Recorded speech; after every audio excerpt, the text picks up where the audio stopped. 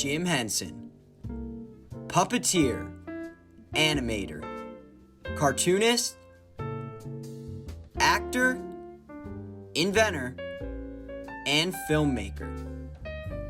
This man right here just succeeded at life.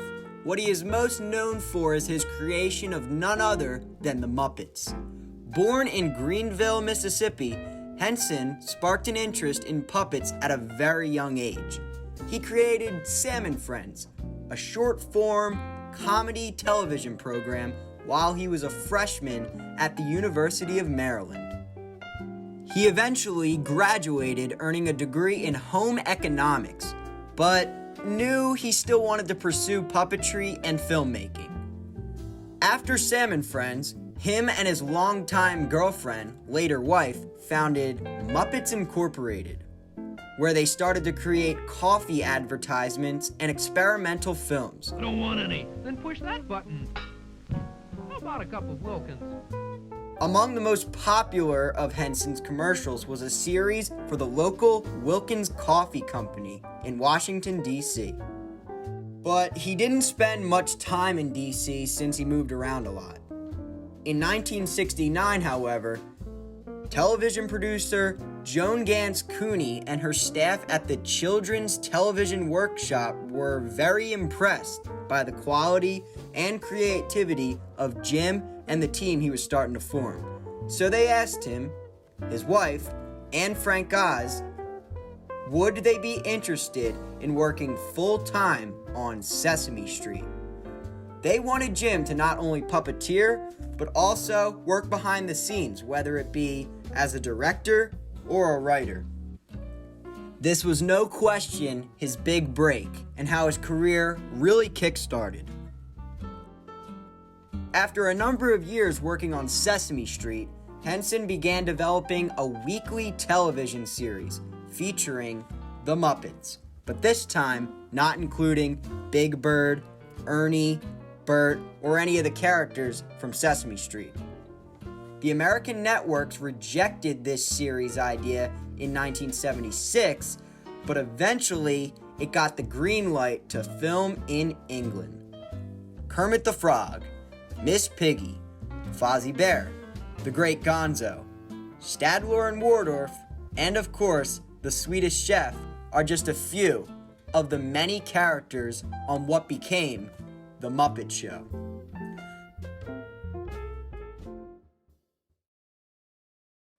I may go out tomorrow if I can borrow a coat to wear.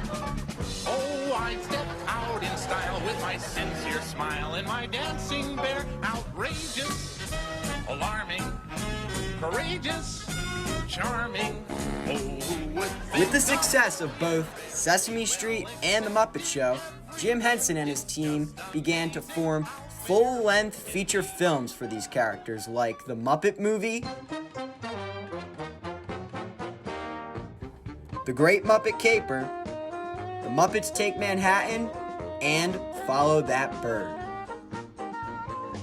He went to create other films not related to the Muppets like The Dark Crystal and Labyrinth, which, to this day, are beloved movies, especially for any sci-fi fans.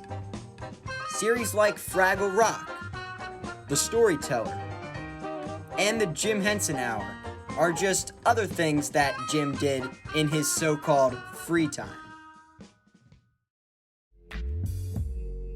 In late 1989, Henson entered negotiations to sell his company to the Walt Disney Company for almost $150 million, hoping that he would be able to spend a lot more time on the creative end and Disney could handle all the business side of things. Even though they didn't end up selling the Muppets to Disney all the way until 2004, the theme parks at the time were still interested in adding the Muppets. You may not believe this, but the Muppets were so popular that there was a proposed idea of a Muppet takeover at Disneyland. It was supposed to take place the entire year of 1991. Special Muppet parades would have been played during the park.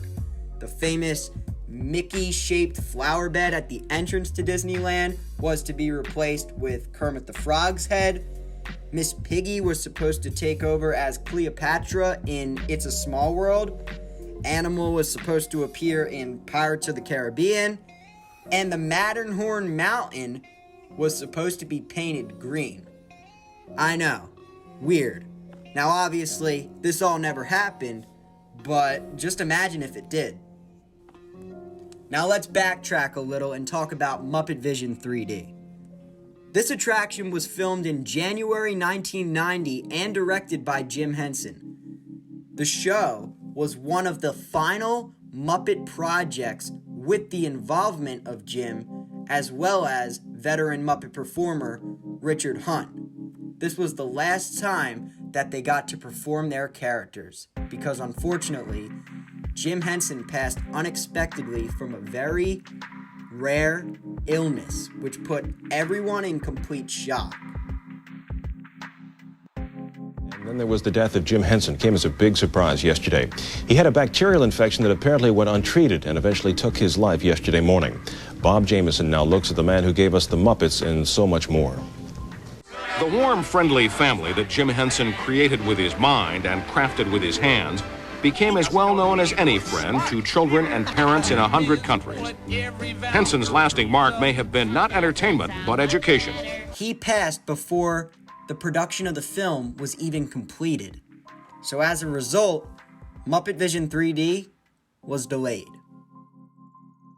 Plans for more than just the 3D attraction ended up being scrapped, including the Great Muppet Movie Ride. It'll be a backstage ride of explaining how movies are shot. And it's almost, but all the information is wrong. The Great Muppet Movie Ride.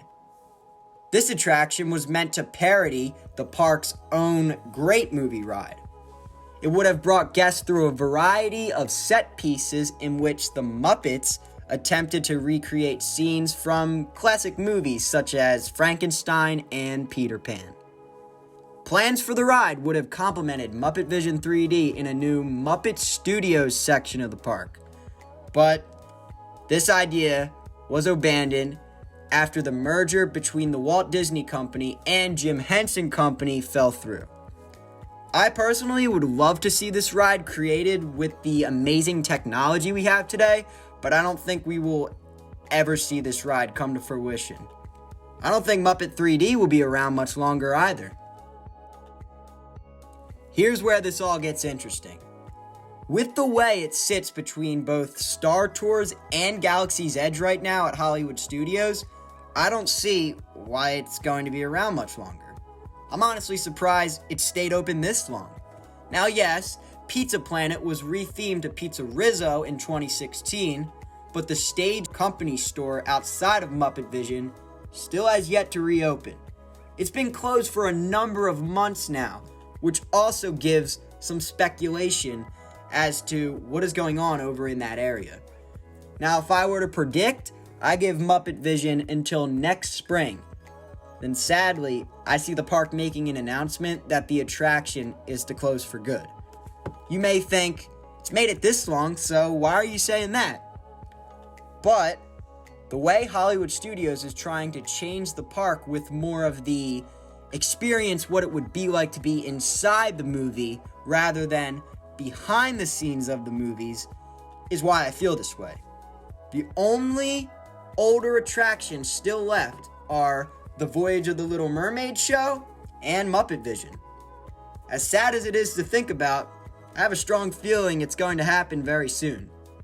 Toy Story Land, Galaxy's Edge, and everything else that has been added to the park in the last couple of years are all very cool additions, but there is very little left of the old MGM Hollywood Studios, so we need to cherish what is left. If you're new to the channel, please be sure to give this video a thumbs up and subscribe while you're at it too. I hope you enjoyed this little break from roller coasters where I dove into a very interesting part of both Disney and Muppets history. Thanks for watching, and I'll see you next time. Ride on.